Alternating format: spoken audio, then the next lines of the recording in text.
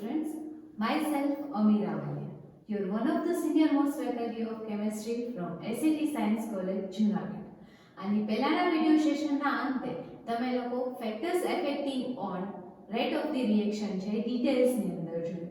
આજના આ વિડિયો સેશનના અંતે તમે લોકો જે રેટ લો, રેટ કોન્સ્ટન્ટ અને ઓર્ડર ઓફ રિએક્શન જે આગળના ચેપ્ટર સમજવા માટે આગળના પોઈન્ટ સમજવા માટે નેસેસરી અને બેઝિક પોઈન્ટ છે એ આપણે જોશું. So let us now discuss rate law and rate constant.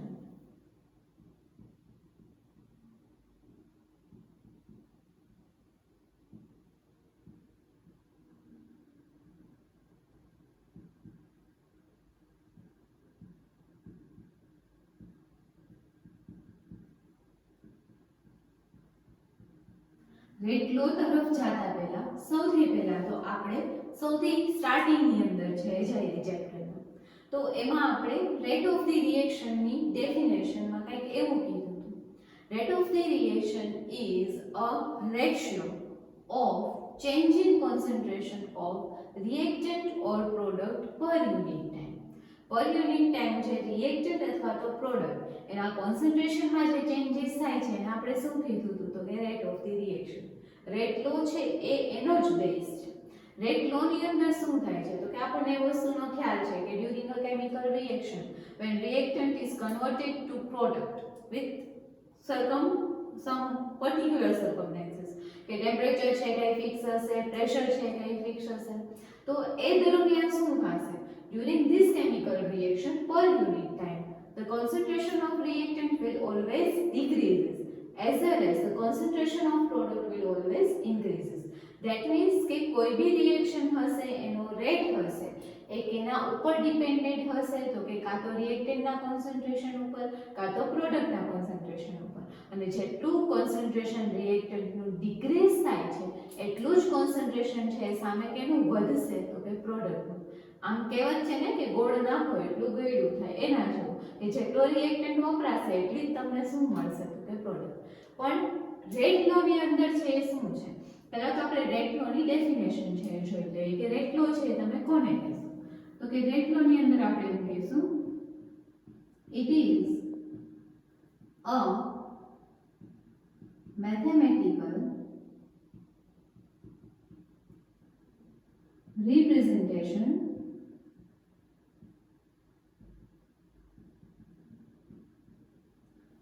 of rate of reaction in the terms of concentration of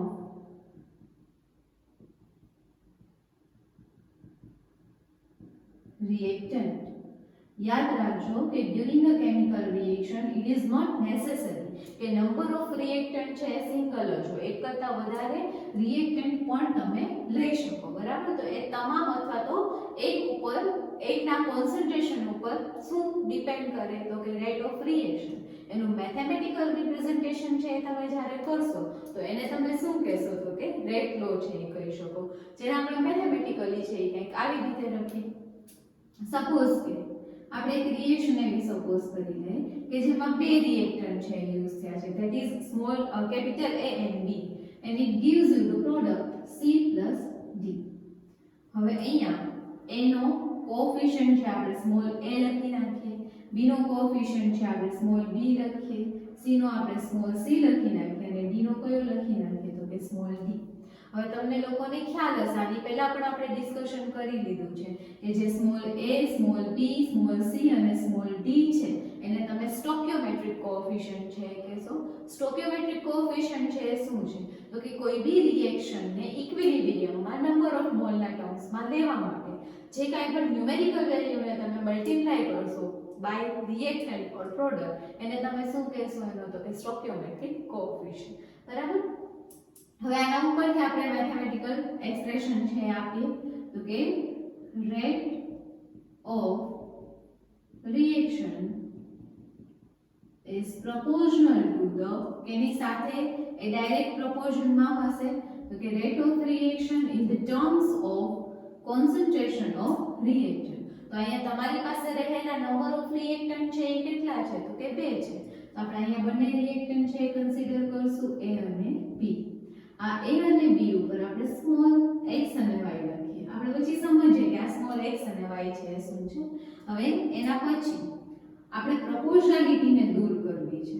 તો રેટ ઓફ રિએક્શન નું ફોર્મ્યુલા છે શું થશે તો કે k a raised to x b raised to x.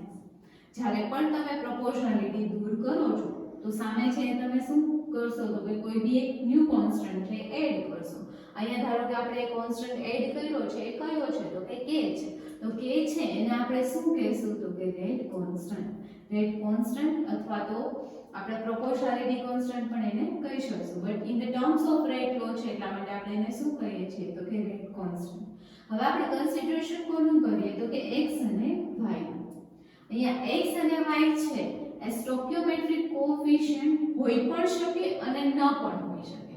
x અને y છે ને તમે શું કહેશો તો કે power of the concentration. Concentration નો એ શું છે તો કે પાવર છે. બરાબર.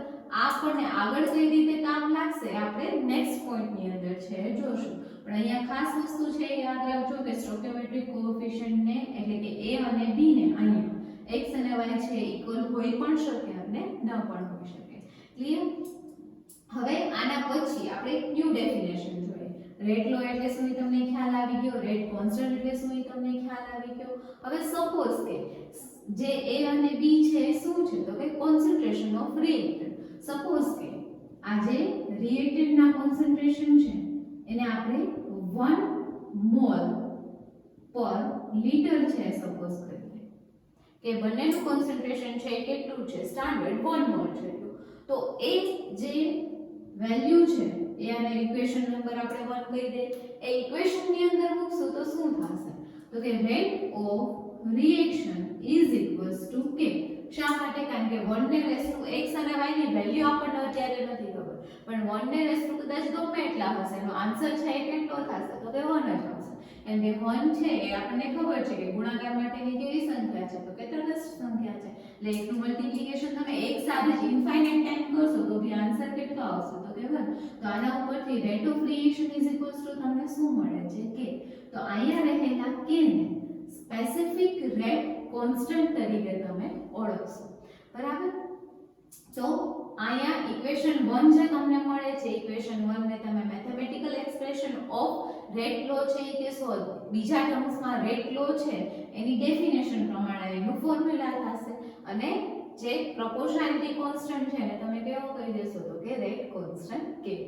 યાદ રાખજો જ્યારે પણ તમે કેમિકલ કાઇનેટિક્સ ની અંદર ઓર્ડર ઓફ રિએક્શન મેળવશો આ ઓર્ડર ઓફ રિએક્શન ની અંદર આ જે x અને y છે અને જે k છે એટલે કે પ્રોપોર્શનાલિટી કોન્સ્ટન્ટ એ બહુ જ મહત્વનો ભાગ છે એ લે છે. હવે આપણે અહીંયા કીધું કે એવું હોઈ શકે કે a અને b છે એની વેલ્યુ x અને y જેટલી હોય પણ અને ન પણ હોય. તો એ માટે આપણે એક એક્ઝામ્પલ છે કન્સિડર કરીએ.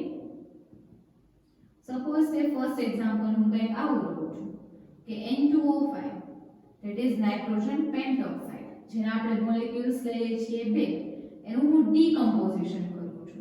તો ડીકમ્પોઝિશન કરતા મને જે પ્રોડક્ટ મળશે એ કંઈક આવી મળશે 4 molecule of NO2 plus O2. Oxygen છે આપણે જોઈ લઈએ બેલેન્સ થઈ ગયા છે. અહીંયા 10 ઓક્સિજન છે સામે 4 2 8 પ્લસ 2 એટલે કે 10 અને નાઇટ્રોજનનો એમાઉન્ટ પણ કેટલો છે તો કે 4. હવે આને તમે કેના તરીકે બતાવો છો તો કે રેટ ઓફ રિએક્શન રેટ લો ના ટર્મમાં. તો ઇઝ ઇક્વલ્સ ટુ શું થશે k ઇન્ટુ જે રિએક્ટન્ટ છે આપણે એટલે કે N2O5 નું કોન્સન્ટ્રેશન. આનો પાવર છે એ કેટલો હોય છે 1.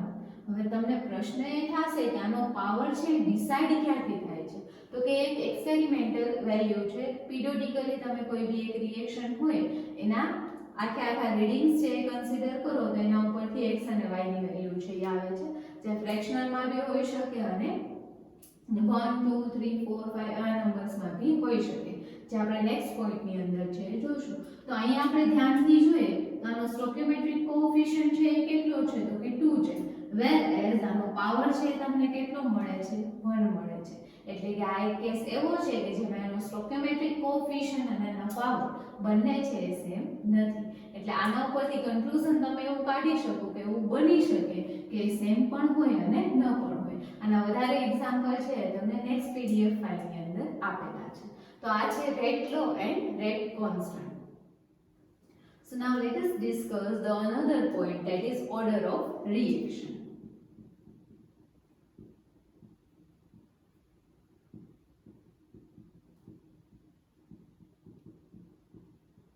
તમારા એક્ઝામના પોઈન્ટ ઓફ વ્યૂથી ઓર્ડર ઓફ રિએક્શનની ડેફિનેશન કદાચ તમને ન પૂછે, પણ ઓર્ડર ઓફ રિએક્શન એટલે કે zero order, first order, second order એને રિલેટેડ ક્વેશ્ચન્સ છે તમારા માટે ઇમ્પોર્ટન્ટ છે. તો ઓર્ડર ઓફ રિએક્શન સમજવા માટે રેટ લોનો કોન્સેપ્ટ છે તમારા માઇન્ડમાં ક્લિયર હોવો જોઈએ, કારણ કે આની આખી ડેફિનેશન છે કોના બેઝિસ ઉપર છે, તો on the basis of rate law. એટલે રેટ લોની ડેફિનેશન છે પહેલા તમે યાદ કરી લો કે it is a mathematical representation of rate of reaction in the terms of concentration of reactant. આટલું છે તમારે ખાસ યાદ રાખવાનું રહેશે. તો હવે સૌથી પહેલા આપણે ઓર્ડર ઓફ રિએક્શનની ડેફિનેશન છે શું છે સમજી લઈએ અને પછી એને જઈ ડિટેલમાં જોઈએ. તો ઓર્ડર ઓફ રિએક્શન એટલે શું થશે? તો કે it is the sum of power of the concentration of